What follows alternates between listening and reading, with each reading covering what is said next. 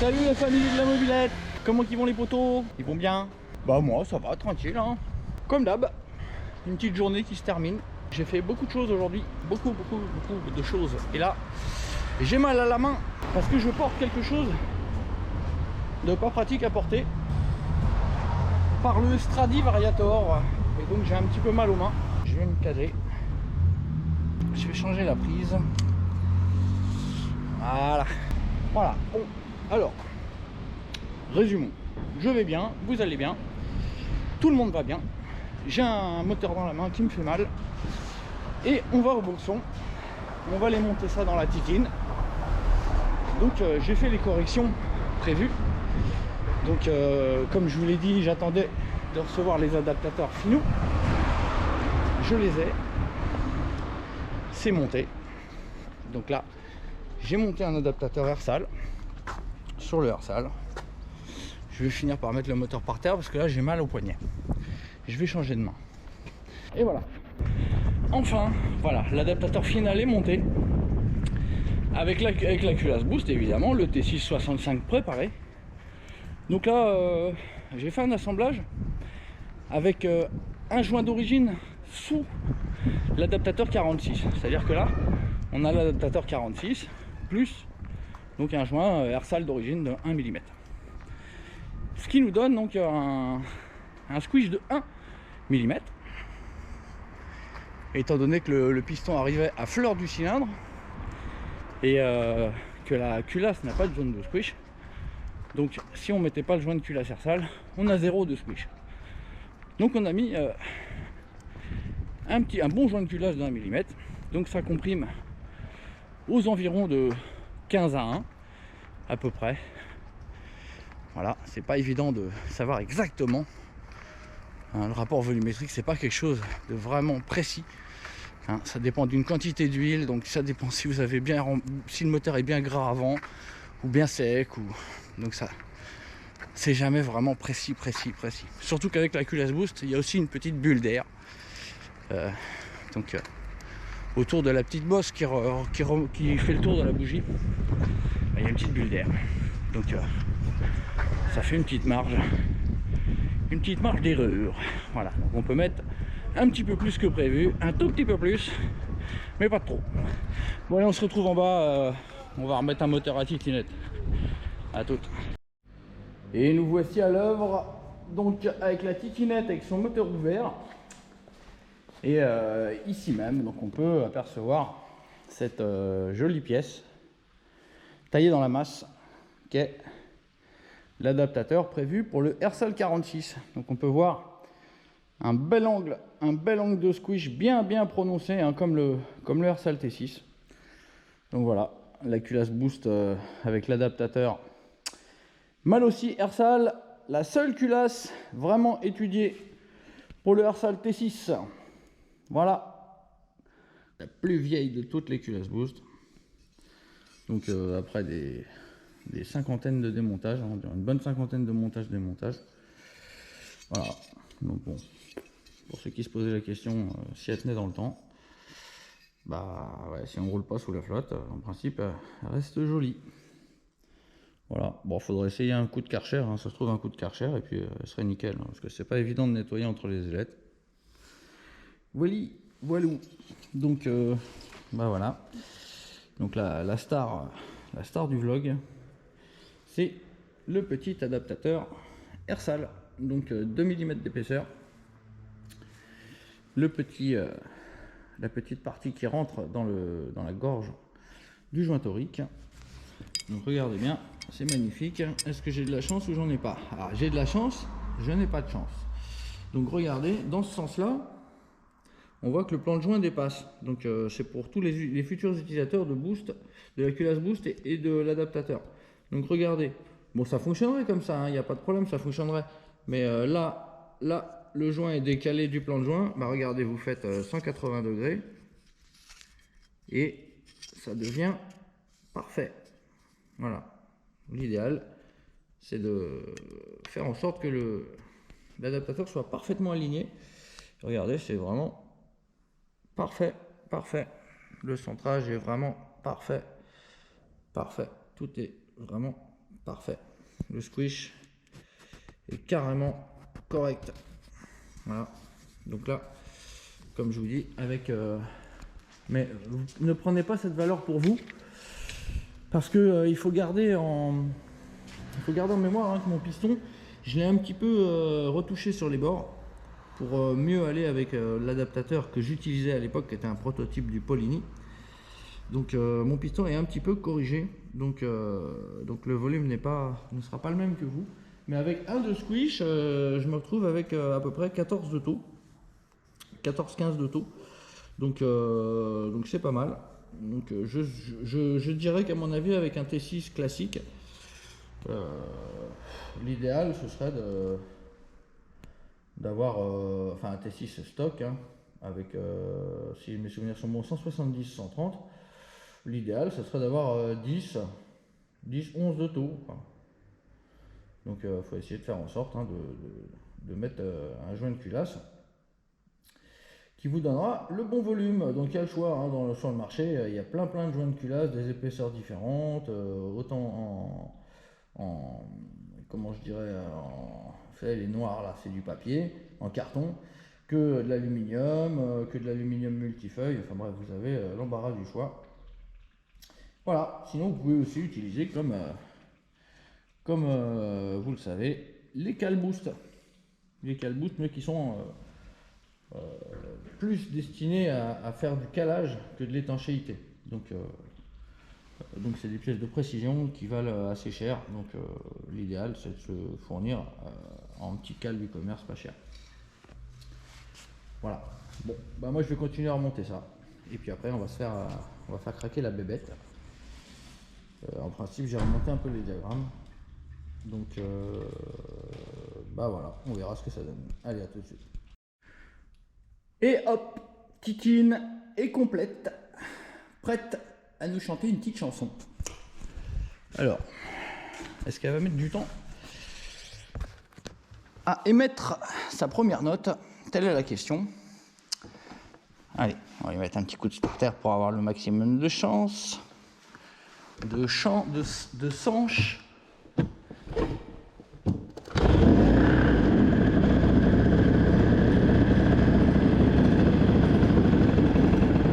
Voilà, allez, on enlève le starter. Et normalement, c'est parti pour la petite chansonnette d'hiver.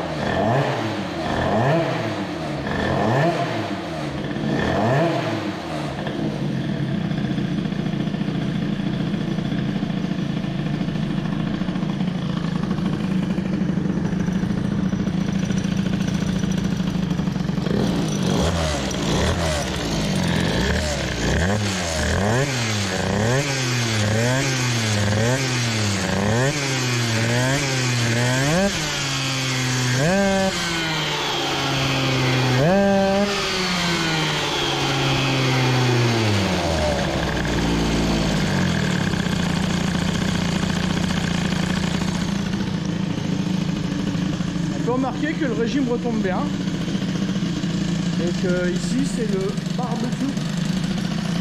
Allez, Titinette, tais-toi. T'as tout enfumé là, n'importe quoi. C'est quoi cette dose d'huile? C'est quoi cette huile? Ça sent le barbecue. Ah bah oui, mais c'est normal, j'ai fait mon volume avec de l'huile Le Sieur. Ah bah c'est malin. Quand t'auras plus de fric, tu mettras de l'huile, de la vraie, hein. Ouais, mais c'est pas de la Le Sieur, c'est de l'huile d'olive. Ouais, on s'en fout. Voilà la titinette prête à partir faire un petit tour. Donc on va avoir ça dans les poches. Donc thermomètre de température. De quoi resserrer la culasse quand le moteur aura refroidi. Et la clé à bougie qui servira, donc qui serrera la bougie à l'aide de la clé BTR. Voilà, du boulot pour quand on sera arrivé aux Bahamas. Si tout se passe bien, si je ne détecte pas de choses suspectes sur le trajet qui me poussent à faire demi-tour. Voilà. Donc voilà, je range ça dans mes poches. Je vous mets, comme d'habitude, sur le thé de fourche de la titinette. Voilà. Et on se retrouve en haut. Coucou les amis. Voilà. Donc on est parti avec le soleil faire un petit tour dans la destination assez inconnue pour le moment, étant donné que si tout se passe bien, on va aller aux Bahamas. Et si tout se passe pas bien, on revient là. Donc on va voir ça tout de suite.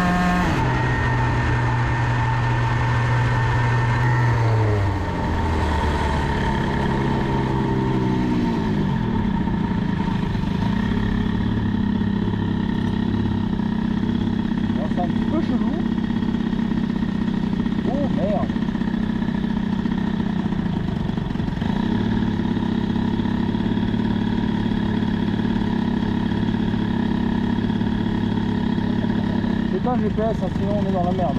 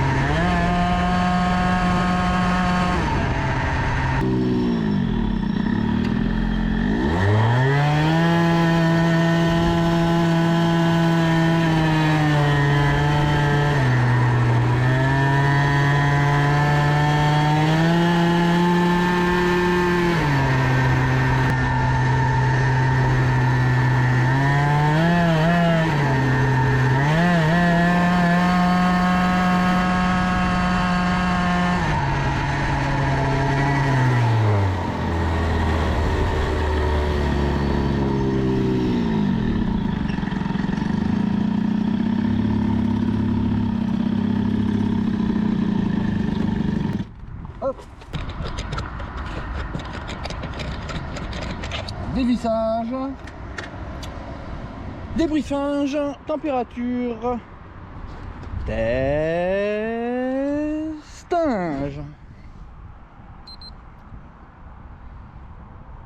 Ouais. Bon. C'est ouf quand même, hein. Je teste la culasse boost dans ces conditions, dans des conditions extrêmes. Ah, j'avais 163 d'affiché. C'est intéressant. Oh, c'est bizarre ça. 105 degrés la culasse. 115 degrés alors qu'au cylindre on a... Bizarre, j'avais 163 tout à l'heure. Ah ouais, c'est la sortie d'échappement sûrement. Ouais. La sortie d'échappement est chaude. Et le cylindre, ben ça chauffe pas. Comment vous dire, voilà quoi, 120, 130 degrés là. Vous avez vu, c'est déjà descendu. Et la culasse, non, c'est un truc de fou. Ça comprime pas, ça chauffe même pas. 100 degrés la culasse là. C'est quoi le délire? Là je pourrais cracher dessus, ça ferait rien. Bon, bah écoutez, que dire, c'est magique hein. Étrangement la culasse a l'air de moins chauffer qu'avec l'autre culasse, avec l'autre. Parce qu'avec l'autre on avait sensiblement la même température, cylindre et culasse. Enfin bon, on peut pas vraiment tirer de conclusion, hein, mais les constats que je fais sont ici. Bon, c'est pas le tout, mais il fait un peu froid ici. Ouais, c'est vrai que ça refroidit vite cette affaire. Bon, bah écoutez, hein, on va voir hein, Titinette ce qu'elle va nous dire. On va voir ce qu'elle va nous dire la Titine. Est-ce qu'elle va nous dire mieux que 123 ou pas avec le nouvel adaptateur? Telle est la question. Boost.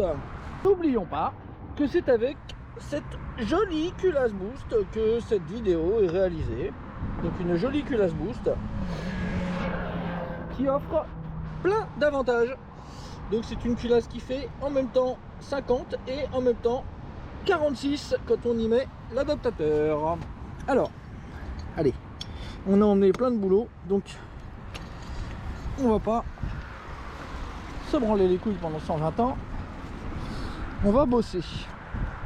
Donc allez, le bougeoir, la clé à bougeoir. Bon, j'ai bien dû la démonter 250 fois hein, déjà la bougie. Hein. C'est ce que je préfère faire dans la mobilette. Alors, qu'est-ce qu'elle nous dit Choupinette? Oh bah, elle nous dit qu'il manque plus que les croissants. Hein? Un beau petit chocolat ça. Un beau petit chocolate. Bon, on va en profiter tant que la bougie est enlevée pour sortir l'outil du mobeur, l'outil indispensable du mobeur. Bon, l'idéal serait d'attendre que le cylindre soit vraiment revenu à température ambiante. Donc on va attendre un peu. Mais vous voyez ce qu'on va faire. On va faire le resserrage. On va faire le premier resserrage d'écrou, donc du joint Airsal. Donc là en l'occurrence j'ai mis un joint Airsal Origine hein, sous l'adaptateur 46. Là, qu'est-ce que ça nous dit? Ça nous dit encore 40 degrés. Voilà, donc bon, c'est pas... Bon, allez, on va pas chipoter. Donc allez, on va voir de combien il faut resserrer le joint de culasse Airsal. Je dis bien le joint de culasse Airsal, parce que là, ce n'est pas des joints d'embase classiques. C'est un joint de culasse en feuille d'alu. Donc ça se tasse pas. Le cylindre, il se tasse pas. Et donc, on a uniquement le joint Airsal d'origine. Donc voilà, donc là, le moteur a bien chauffé. Bon, à 140 degrés. Et là, on va voir combien il faut retourner la clé, donc resserrer, pour arriver au serrage initial. Oh, regardez, ça bouge tout seul. Ça bouge, mais tout seul. Regardez, je me demande si je vais pas aller jusqu'au pneu.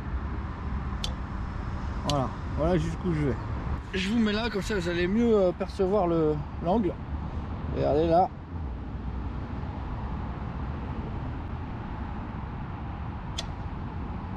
Vous imaginez un petit peu? Là, si vous ne resserrez pas, bah ça va fuir. Ça va fuir du joint de culasse. Le feu va finir par passer et brûler le joint de culasse. Et puis vous vous retrouvez avec un joint de culasse qui est cramé, quoi. Complètement cramé, qui est mort. Et après on dit que le joint de culasse Airsal est de la merde. Bon.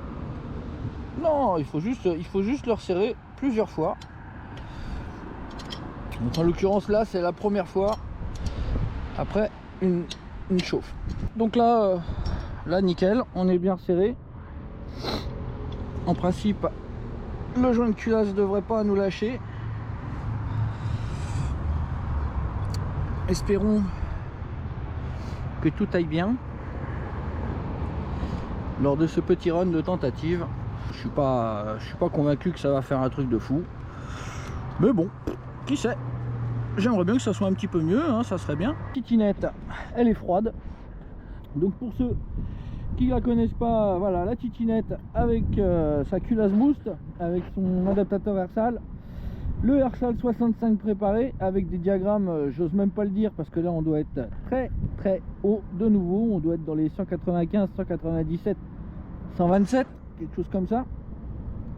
Le variator, bah, c'est le Stradivario, hein, c'est chez Boost aussi, c'est du Boost, même marque que la culasse.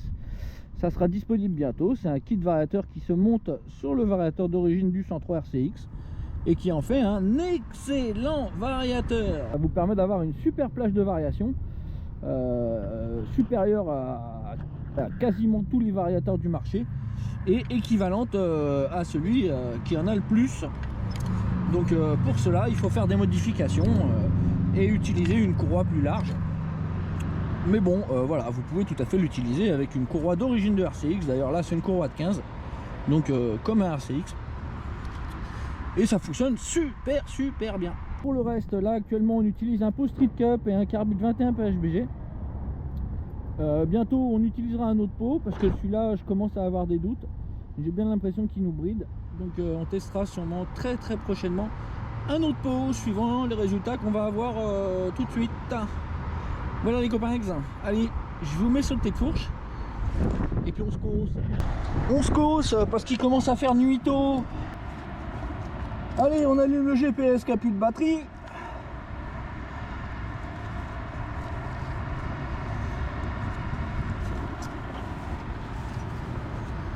Grégoire, mon ami DJ Grégoire. Tu nous remets ta petite musique de l'autre fois là qui va bien. Allez, fais-nous péter l'ambiance là, Grégus là. Et fais-nous péter un 125 là, ça serait beau là. Ouais, je vais essayer. On va voir. On va faire ce qu'on va faire. On fera ce qu'on fera. Allez, 123 à battre. Clac. Clac. Allez les potes.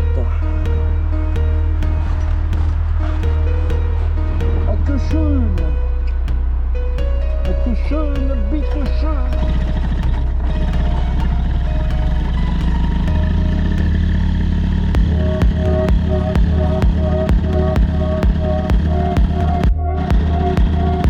Ah, la batterie est faible, Et le moteur est puissant.